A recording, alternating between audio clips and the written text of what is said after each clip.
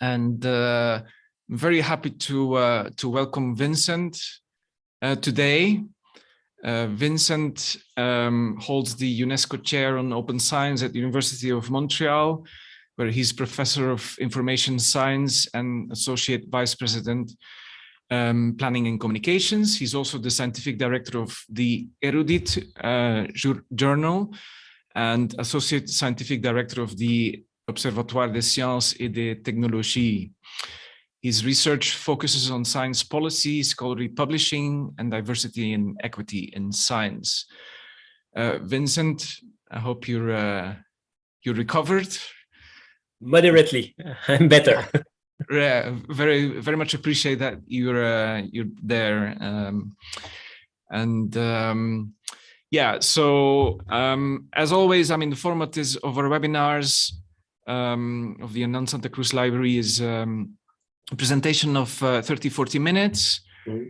And after that, there will be room for questions, which you can ask both in English and in Spanish. So we will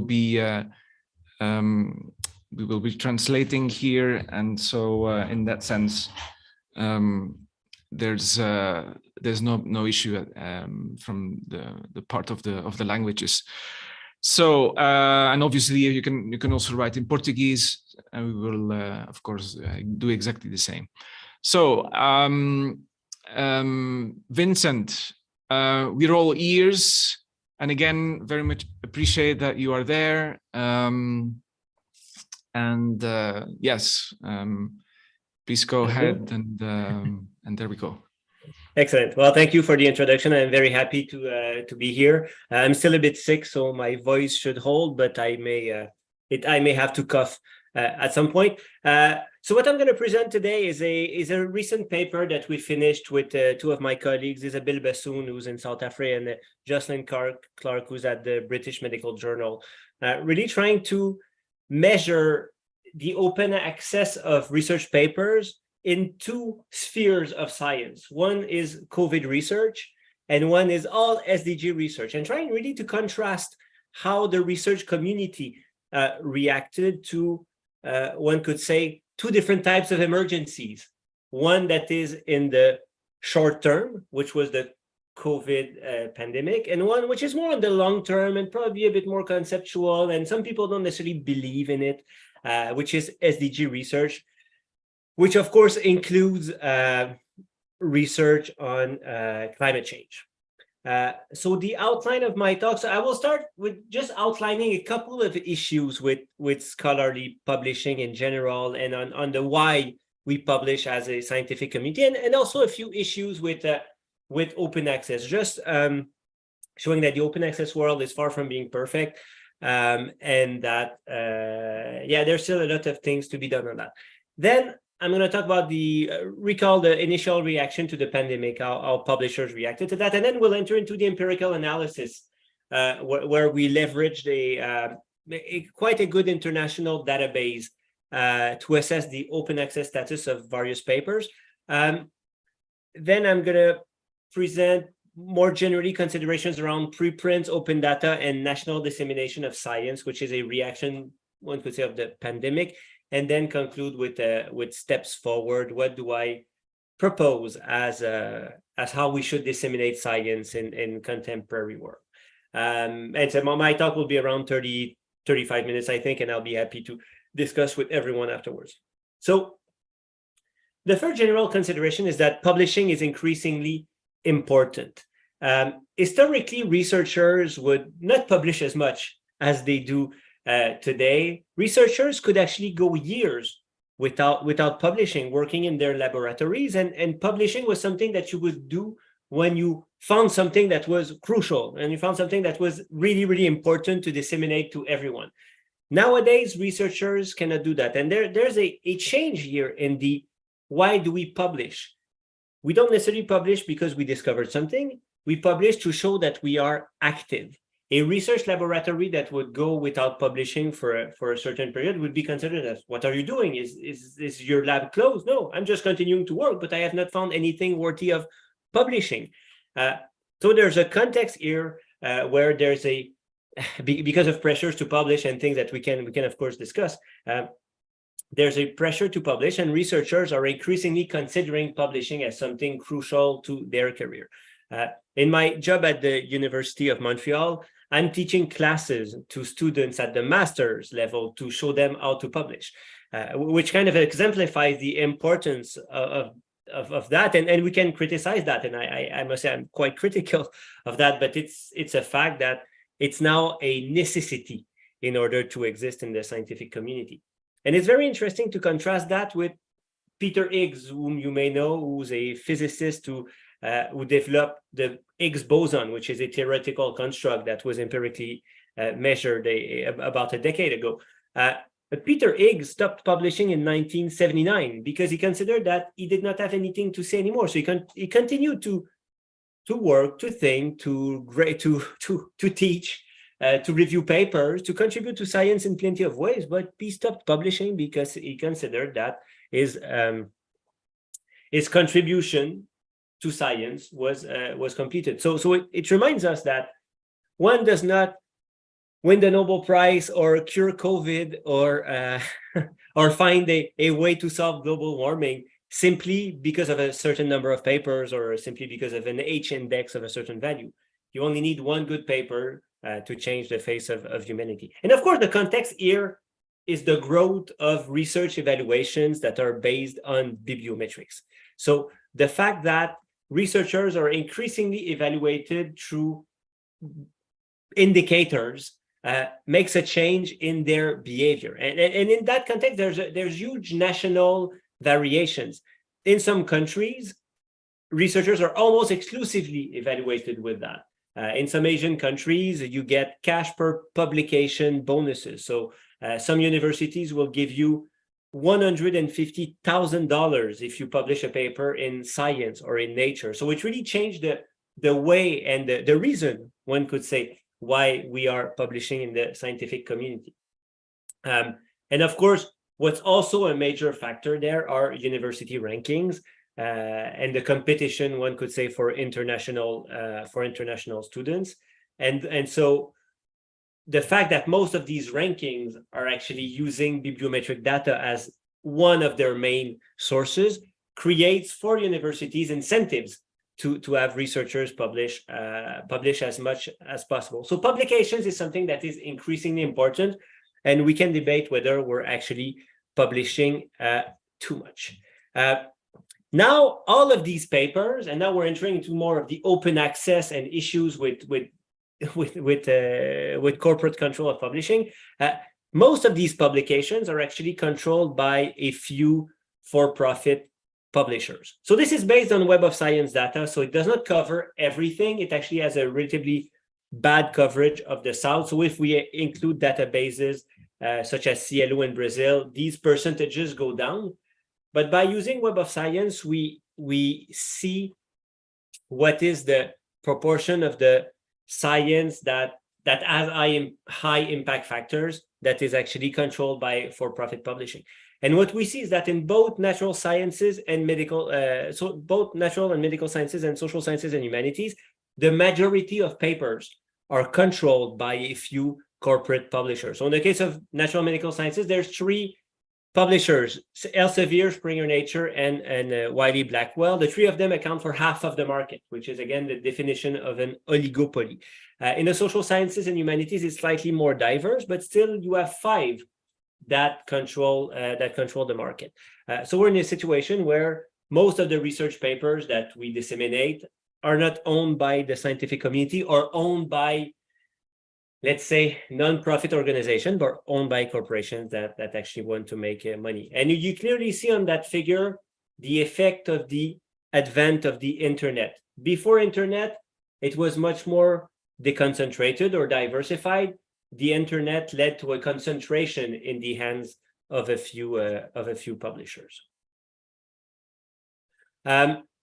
This, of course, varies by subfield, and this is just to show you the distribution across different subfields of I would say my own world, the social sciences and humanities. And what you see at the upper end, disciplines that are quite often more applied have a higher proportion of corporate control of their papers, and disciplines that are more basic, like fine arts, architecture, proportions of papers controlled by these for-profit publishers are much lower.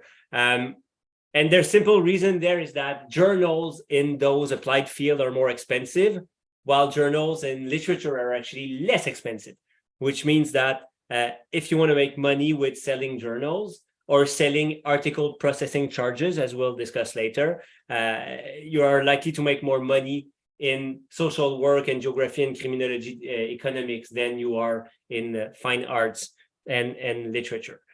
So we're in a situation where most of the output is controlled by these publishers. And of course, there's a lot of money to be made with that. And just look at the B panel here, especially the white curve here, which basically shows the profit margin. So what is the proportion of profits that is being made? And I'm taking Elsevier here as an example because it's the biggest, but all of these corporate publishers are in the same range of profits, which is between 30 and 40%, which is very high, much higher than pretty much any other type of industries. If you take industries that actually produce goods that are tangible, these margins are much lower.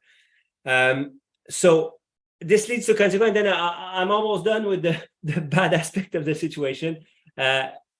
This, of course, leads to issues for academic libraries, which have difficulties purchasing these scientific journals. What you have here is the comparison between, it's over time. So it's basically for North American libraries. The top curve is the increase in spending for journals, which has increased by more than 500% over the last 35-ish years, which is much higher than for books. So this is for journals. If you take the evolution for books, which is at the bottom here, 62%, it's actually under the global increase in the price index. So that basically means that we're spending more, actually 4 times more than inflation on our journals. We're spending less on our books, which of course leads to inequalities across disciplines. So disciplines that are more focusing on books see their access to resources decreasing versus those disciplines that focus more on research papers. So one solution to that, and I'm saying that as a conditional proposal, is open access. So making sure that the research papers that we are publishing are accessible to everyone without having to pay for a subscription. And the idea is it's a good one, and it aligns very well to one of the norms of science, which is that science is a common good. So as Merton said, one of the norms is what he called communalism. So science is a common good. It should be owned by everyone. So there should be no point in having journals that are of closed access. So these ideals were pushed in the 1990s, first with physicists through the server archive, mainly in a few subfields. Physicists have been mostly alone doing that for about a decade, until the early 2000s, where the Budapest Open Access Initiative kind of crystallized what we meant by open access. And so in the definition, and I will not read it, you guys can read, I will just paraphrase it. But by open access, we mean immediate free access. So there's no delays. Papers should be available immediately after their publication on the internet and be free to read and use as data or do anything that is actually legal with their content. So peer-reviewed scientific research should be freely available to everyone. And so that kind of set the tone 20 years ago about kind of a target that the scientific community should have. So we should move away from subscriptions and making sure that research is accessible to everyone, irrespective of whether they have money or not. However, this concept of open access took many forms. And I just want to distinguish 3 flavors of open access, which have a certain degree of nuances or shades. So one way to disseminate in open access is, of course, what is called gold open access. But gold open access can take many forms. Sometimes there's article processing charges, so authors have to pay, and sometimes it's free for authors. And of course, the concept of article processing charges is a reappropriation of the concept of open access by for-profit publishers. Because publishers realize, okay, if everything moves to a open access world, we won't make any money. So we need to find a way to still be relevant and continue to, our business model needs to continue, which is a normal behavior for any corporation.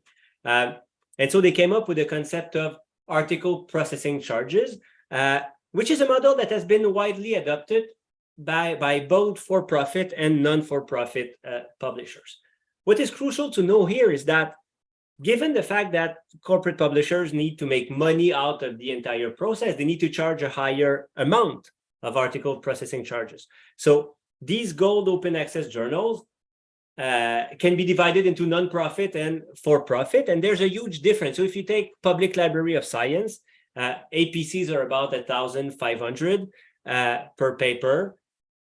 For some others, it's actually a bit lower. Some are a bit higher. But then if you compare that with for-profit publishers, you have amounts that go between, basically the norm is around $3,000, but you have extreme examples like the Nature group of journals, so journals published by Nature Publishing Group, which are at about 9,500 euros, which it's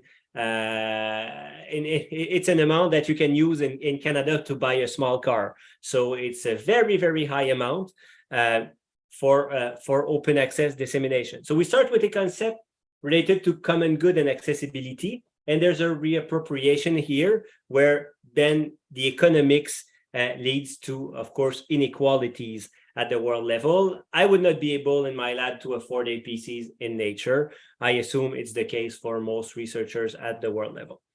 In parallel with that gold open access model of APCs, there's also what is called the diamond model, which is something that's been existing for at least 2 decades, but that was not properly labeled. And so there was a conflation in gold open access between journals with APCs and journals without APCs. So Diamond Open Access basically it's free for authors and it's free for readers. So these are journals that are generally subsidized by government or scientific societies. The journal platform that I manage here in Canada, which disseminates around 250 journals, mostly in the social sciences, is Diamond OA. So there's no fees for anyone. The Canadian and Quebec government are subsidizing because, again, there's a policy that wants to push the concept that science is a common good, is something that should not belong to anyone. Therefore, if it's collective, the state should play a role.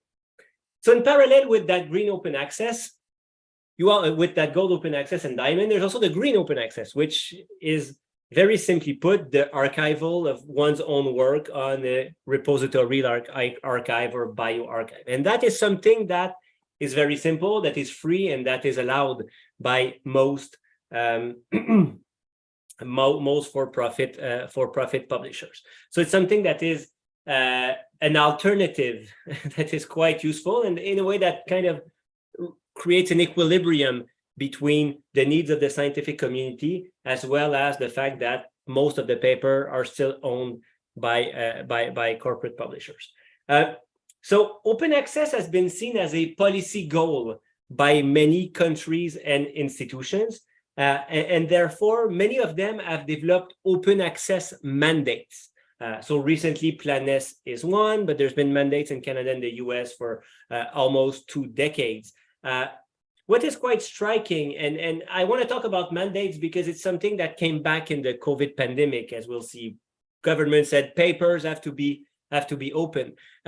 The success of open access mandates has been quite diverse across different countries. So what this shows here, this is from a paper that we published with Cassidy Sugimoto a couple of years ago, looking at what is the proportion of open access papers when they are funded by various organizations in different countries. So we looked at US, UK, Canadian, and European funders. Just looking at the US, the NIH mandate has roughly 90% compliance. So 90% of papers that are funded are actually available in open access. And this is because the mandate of the NIH is actually quite strict, and the mandate has consequences for researchers who do not disseminate in open access. So you can get some of your funding removed. You may not be able to apply for additional funding if you don't publish in open access. So there's some control over that. At the NSF level, the mandate goes pretty badly with around 1 paper out of 2 because there's no control. So you cannot rely, and this is kind of a lesson on mandates, unfortunately. Scientists are busy. Some of them will make the extra step in disseminating in open access, but there's still first a lack of education about the ways open access can be achieved. Many researchers think that they have to pay and that it's the only way to disseminate in open access. And so that leads to relatively low compliance rates. In the case of Canada, I don't even want to mention it. It's a catastrophe, as you can say, very low numbers. In the case of the United Kingdom, the results are a bit more positive, but it became very expensive for the UK government and UK universities because the model that was chosen is one of paying to publish. So they went the article processing charges route, which leads to open access, but is actually very costly. And it's also, and it's therefore a model that not all countries can actually adopt. Before that, delving into the OAS, the SDG part, I just want to show again the disciplinary differences in compliance to open access, to mandates first, and to open access publishing in general. And I just want to show one subfield here, which is chemistry. So chemistry is a field that has overall a relatively low proportion of open access. Publishers in chemistry are relatively conservative from an open access point of view. And so overall numbers are fairly low. And you see how a good mandate like that of the NIH in the United States can lead to open access. So 81% of papers funded by the NIH in chemistry are available in open access.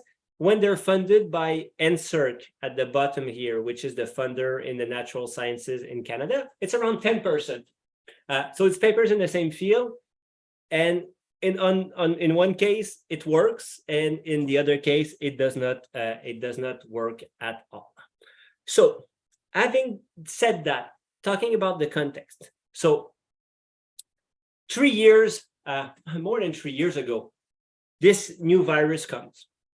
And so several organizations, funders, and publishers said, hey, we actually need to do something about that. Research needs to be available. Data needs to be available. So there's kind of mandates that are created by these various organizations to make sure that data is available. So this is the page of the Wellcome Trust from I think it's March 2020.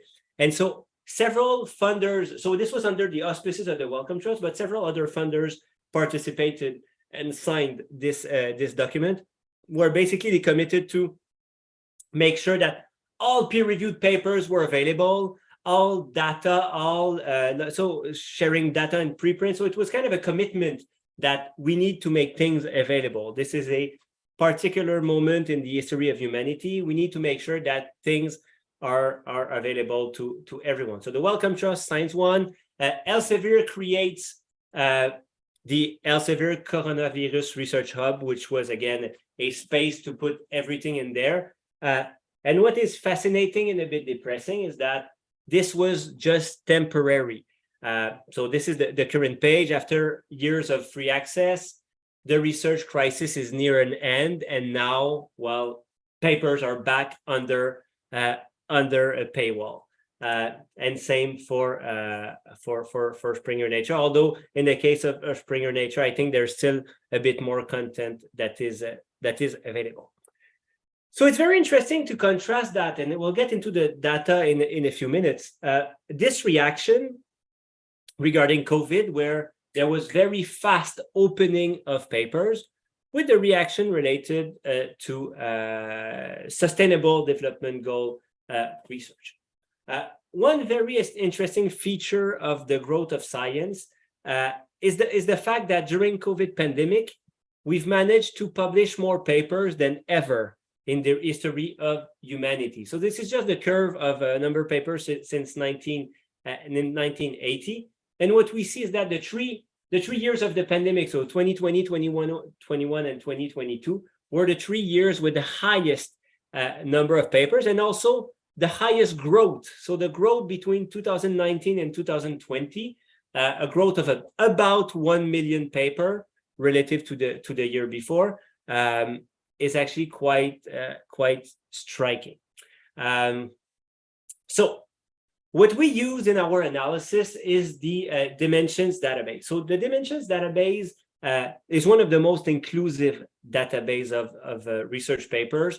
Contrary to the Web of Science, it does not rely on only the most cited journals or English language journal. It really tries to index everything that is being published. By indexing very largely, it has issue of data quality. So there's some metadata on research paper that is missing. There's a certain proportion of papers without affiliations, certain number of papers without cited references. But globally, in terms of inclusivity, it's along with OpenAlex and the Lens database. There's a few databases that are competing, let's say, in the space of inclusivity, and Dimensions is one of those that has the best data. So what we did is we use their data to look at open access of SDG papers. So there's a set of keywords that are used to define SDGs, as well as keyword papers that are related to COVID. And so we looked at that over time and by form of open access. So what you see here is the proportion of papers related to COVID that were open as of 2020, early 2023. And what you see quite clearly is that the majority, and of course, there's a lot of papers that are before the pandemic for the simple reason that there were some papers related to coronaviruses that were published before. But of course, most of the data is actually here in those years. So it's papers published in 2020, 2021, and 2022. And so what we see is that more than 80% of all papers related to COVID are freely available, or were freely available at the time that we checked. Most of those papers are either in gold open access, which means that they're published in journals that are 100% open access, or in bronze open access. And this is a category that I have not mentioned earlier, so I will clarify it. These are papers that are open, but without a proper license, which means that they are open now, but we can close them at any time. There's no perennity, there is no commitment to making those papers open forever. There's also a few hybrid papers, so those papers are published in subscription journals, but being freely available, and also very few green open access papers. So majority of COVID papers open. If we compare that with SDGs overall, a much lower proportion of open access papers at about, for the recent years, 1 paper out of 2. But for older years, the vast majority of papers are closed. So this is actually quite striking. There's a short-term emergency. We open everything temporary, in a temporary manner. There's other topics that are crucial to, one could say, the future of humanity, and we don't open these papers. Now we wanted to compare various SDGs. So, and then there's actually quite a striking difference. So on the top there, you have COVID, as I said, 80% of papers that are open. And then you go down the various topics with papers related to climate action being among the least open. So about 1 paper out of 2, a bit more than 1 paper out of 2 that is freely available. So papers related to education are a bit more open at around 65%. And again, those related to climate and energy are among those that are the most likely to be closed. So I think these macro level data, we wanted to go back to the mandates of publishers and see whether there was a difference in the openness of papers as a function of who the paper were owned by. And so we did the analysis for the three major publishers, Elsevier, Springer Nature, and Wiley. And I must say that I could not believe those results when we obtained them. So that figure shows the level of openness for every SDG of the three publishers, and we contrast that with all of the other publishers. So basically that figure splits world papers in half. The first three figures are 50%, and the other publishers are the other 50%. So what it shows is that the three for-profit have papers that are much more likely to be closed when it's related to SDGs than the rest of the world. So the rest of the world, the rest of the publishers are opening their SDG papers, but these three are keeping them closed. On the other hand, or by comparison, they are doing the exact opposite with COVID, and that's at the bottom of the figure.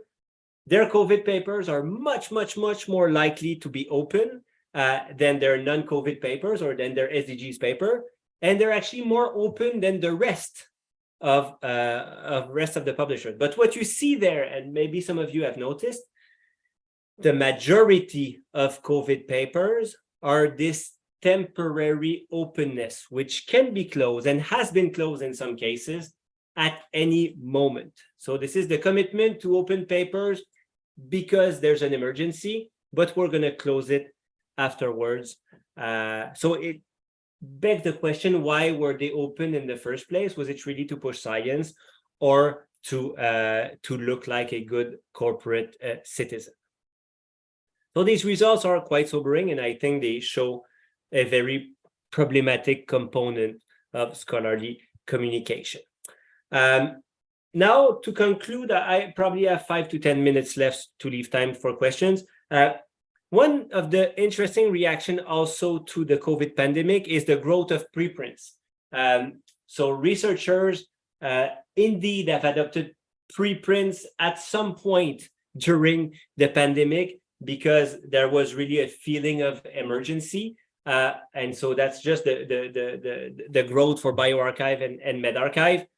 We do see that it was a spike for a few months in the middle of 2020, and then it kind of came back to original levels. So there was a certain period of time where researchers, one could say, did the right thing of publishing preprints, and now they're a bit back in their normal setting.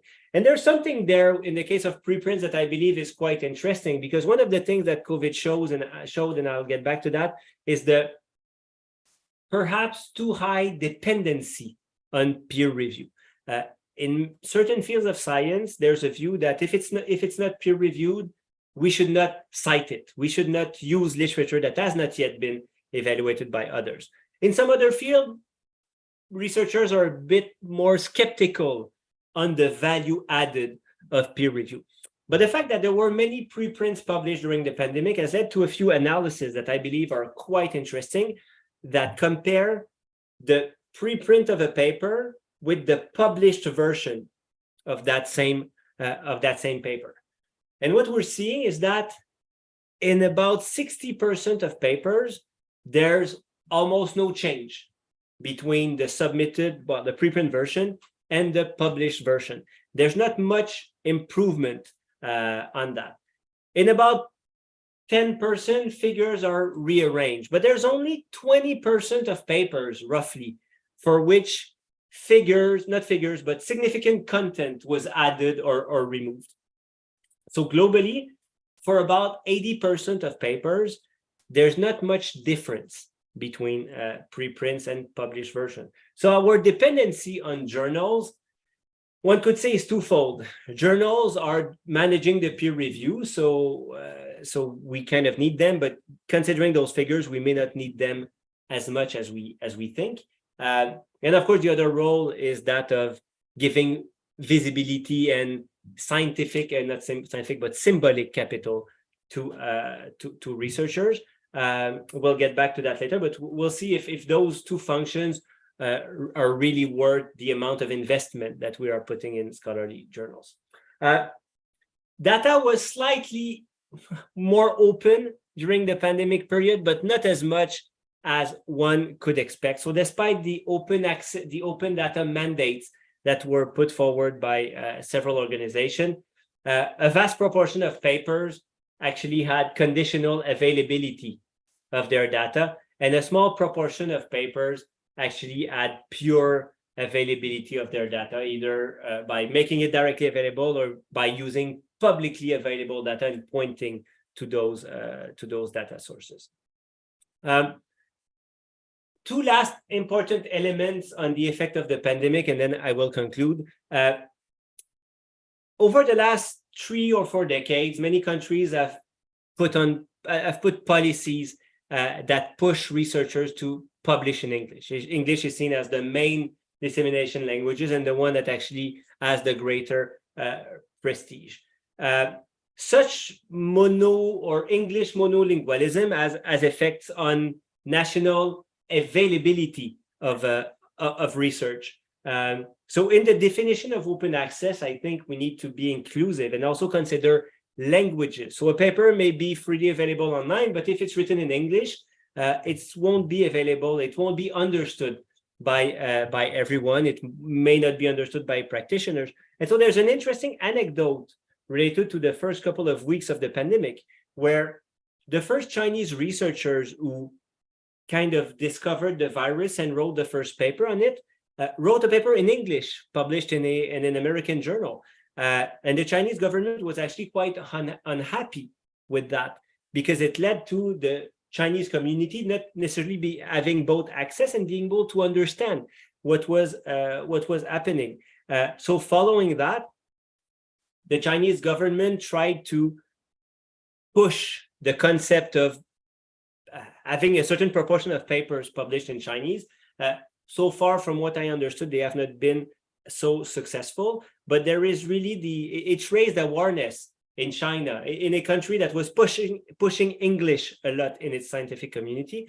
It made them realize that there were a lot of adverse effects of moving to 100% English as a dissemination language. So I believe that COVID, in terms of its positive effects on scholarly communication, has at least raised awareness on the importance of multilingualism in science.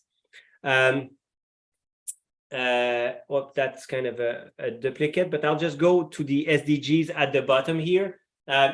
We also know that SDGs have a strong social component and a strong, one could say, national component.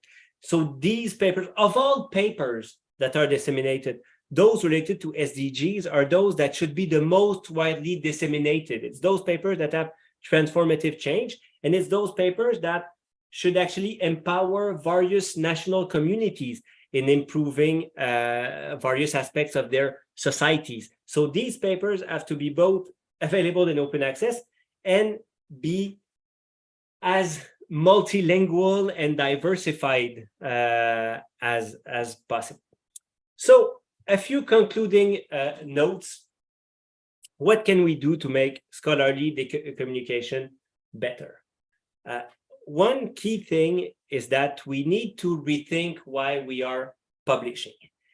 As I mentioned in the introduction, researchers are increasingly publishing because it's important for their career. They're not publishing necessarily because they found something transcendental. They are publishing because if they don't, it has major consequences on their career. So we need to separate the act of publishing from the act of evaluating researchers, and try to get rid as much as possible of journal level indicators of prestige. where one publishes should not influence the way we are evaluating them.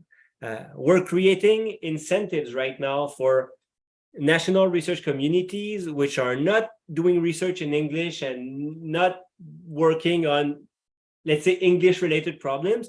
We're pushing them to publish in English, while they should actually be publishing in Spanish or French or German or Portuguese, because this is where their community is being active. And there in many places in the world, there are stigma associated with national publication, and we need to get rid of that. And this stigma is associated with journal level indicators of prestige, where international, which in reality are mostly Anglo-American journals, are considered as the most prestigious.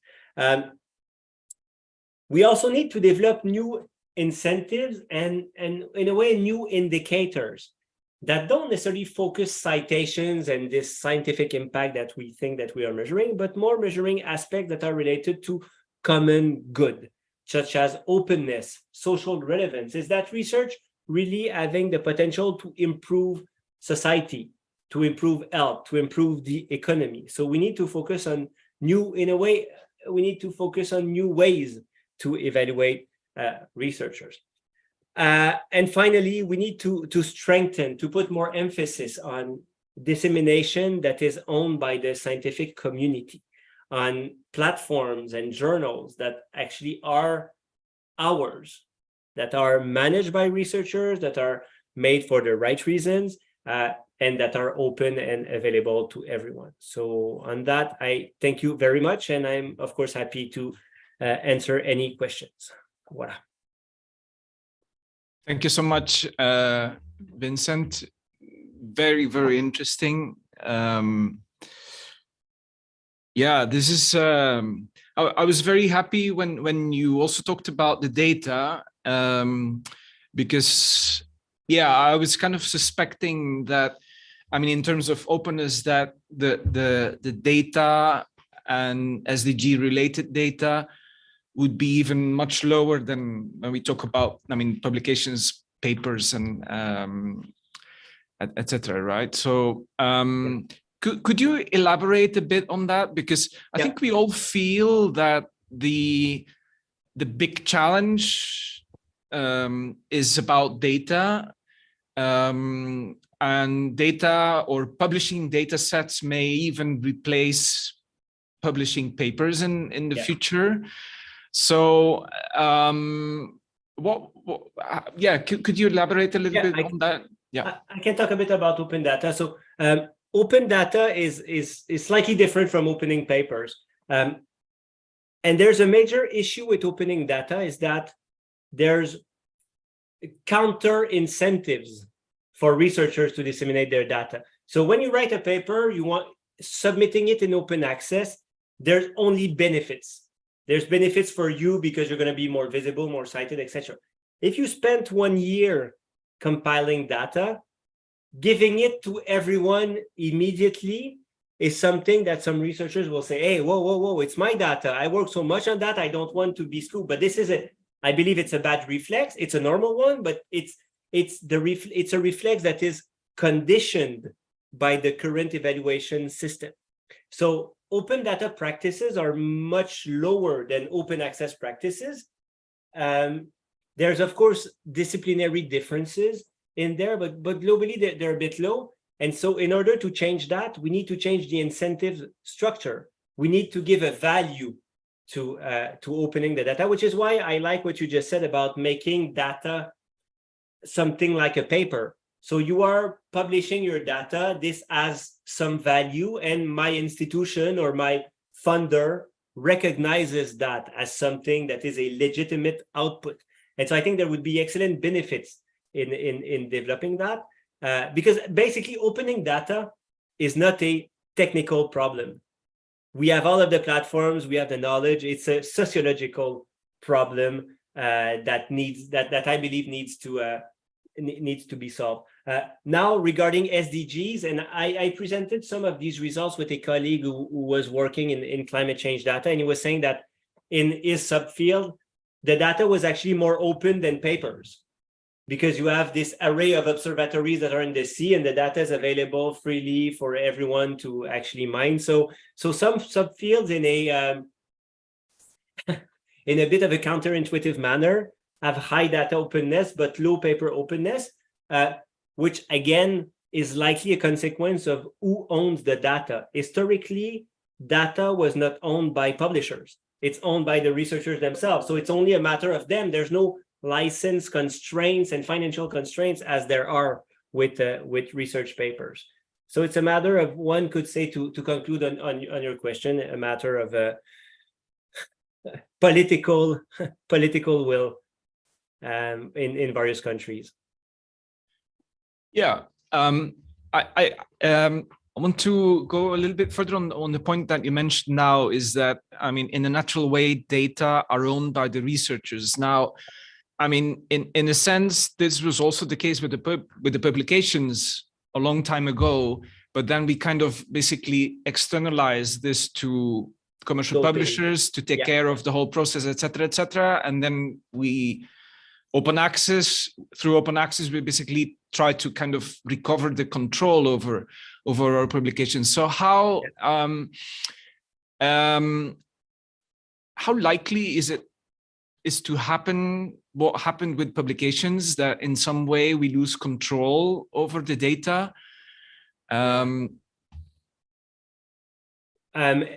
It would be quite it's actually a very good question. I don't have a totally clear answer to that.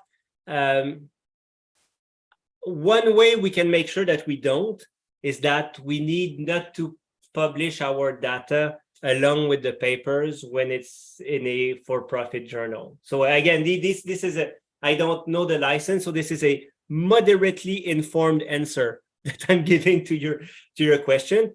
But I think data should be in national repositories, and by making it sure that the data is there in a place that is centralized and that is independent from the publishing process, we can probably ensure that we don't get into the, in French, we have an expression, you don't want to be caught in the lobster cage.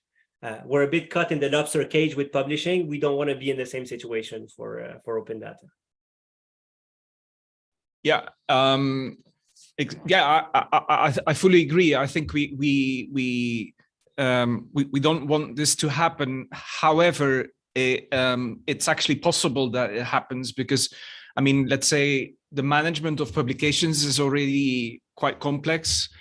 I would say, especially for institutions or countries who have less resources, this is a big challenge. Mm-hmm. So you can imagine, I mean, managing data is a big issue. And mm-hmm. what we see, for example, here in Latin America and the Caribbean is that, I mean, on the national level, there's very often a mandate, there's a policy to basically to take care of the data, but the institutions, so the research institutions do not necessarily have the resources, do not necessarily have the skills to actually take care of the data. Yeah. So maybe there might be, I mean, other providers who come up to provide a solution basically to this challenge. Providers who do not necessarily have the same interests and who may have, I mean, the interest of commercialize those data.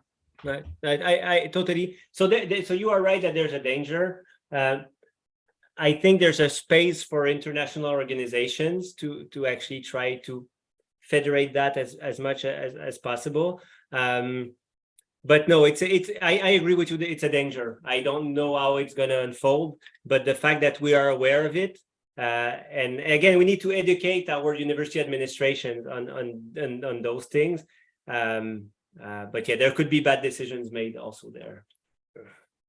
Yeah, and last week there was a celebration of 5 years of European Open Science Cloud.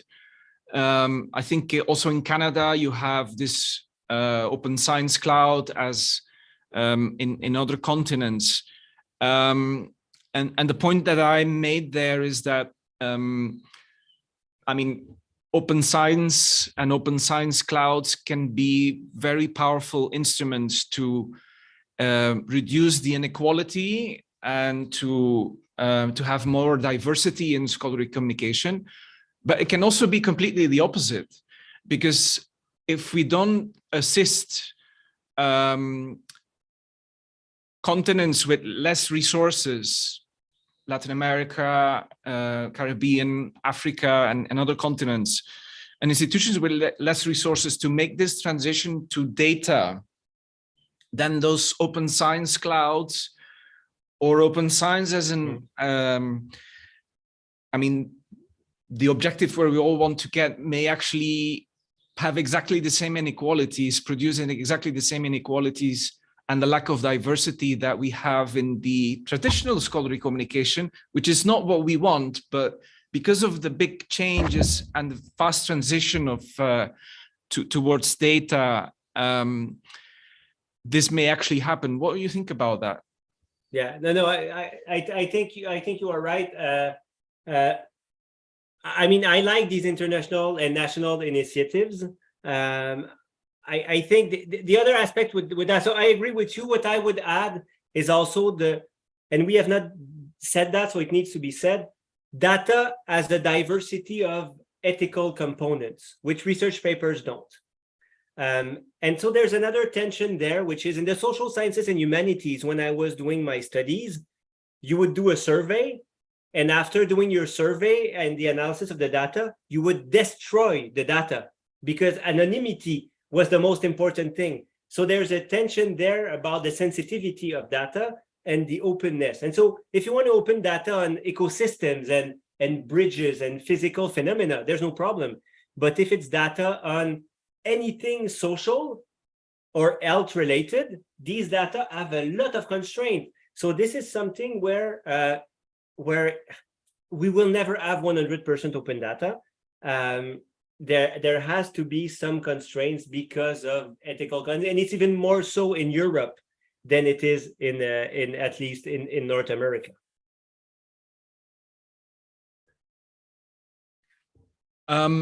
You mentioned the evaluation, and I mean, this is very important, of course, because this is basically deciding of how a researcher is moving forward in his or her career. You have a lot of contact with students, right? With young people. Yeah. What do you see there in reality? How is their relation with open science? Are they more inclined to share things, their research output, or less? Because no, they are more. So I'm giving several training classes to PhD students, master's students, postdocs, and giving them basically an open access 101 type of class. And many of them are like, why didn't I know about that before? So there's most young scientists are doing science for the right thing. Like they want to change society. They're motivated, but then they were also raised in a culture of publishing is important. So they are in favor of open access, but they are also stressed about impact factors. They care about those things. I'm saying that you should not care about that, but there's a tension there. But where they understand the alignment is that if you publish in open access, if you put your paper in a repository, it is more likely to be cited, and you can do that for free. So if you publish green open access, you did a good job. You did better anyways. So that is something that they buy, and I've seen many cases of students saying, "Okay, I'm going to do it, and I will take all of the papers from my lab that were published in the last year, and I will all put them in the repository." So there is really I'm actually quite optimistic with the new generation, but we need to not screw them up with the current evaluation culture. Exactly. So, I mean, that's really interesting, because basically you're saying, I mean, the young researchers are ready for this change, but not necessarily the mechanisms that evaluate them and basically give them the opportunity to move forward in their careers. So there's a gap between that.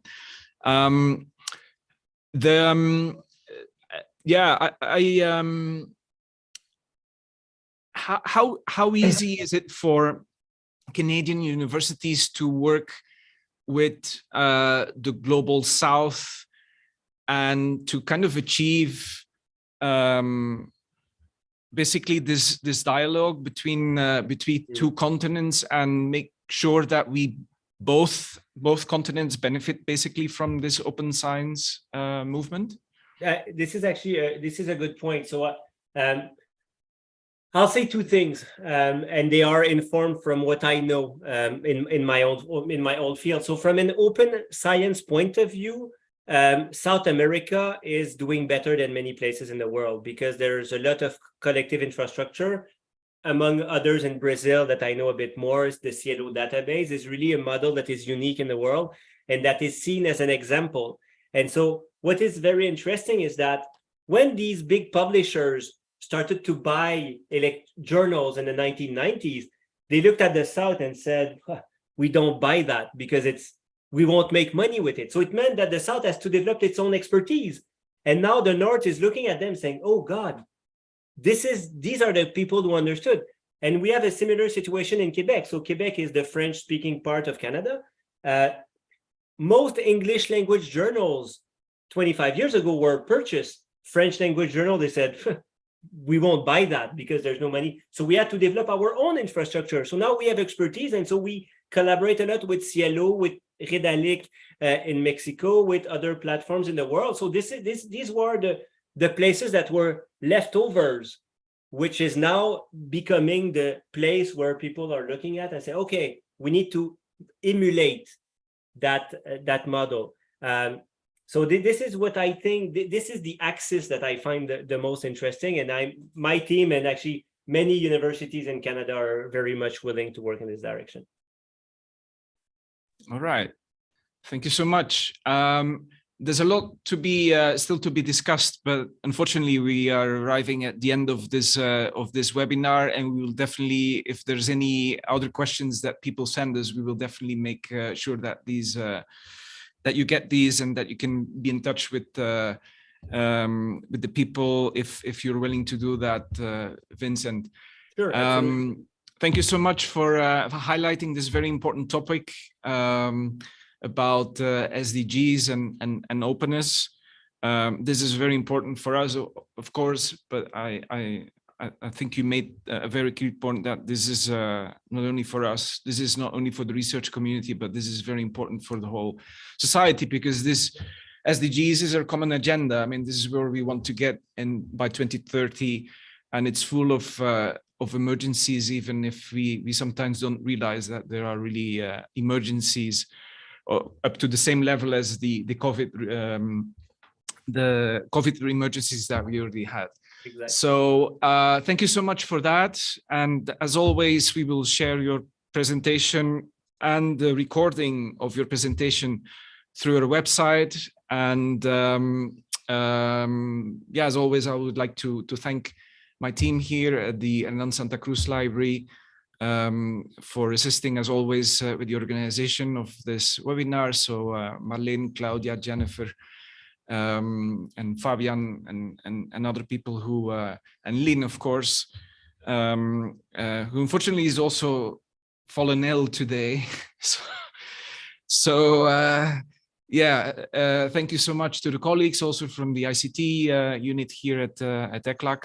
And thank you so much also to the people who followed us, who followed your presentation through Zoom and through YouTube. And last but not least, thank you so much, Vincent, for being there, for sharing your presentation, your experience, and for being so generous with your time, especially now that you're just coming out of this health issue. So I wish you a speedy recovery. And we'll be in touch. Thank you so much. Have a great day. Thanks, everyone. Goodbye. Bye-bye.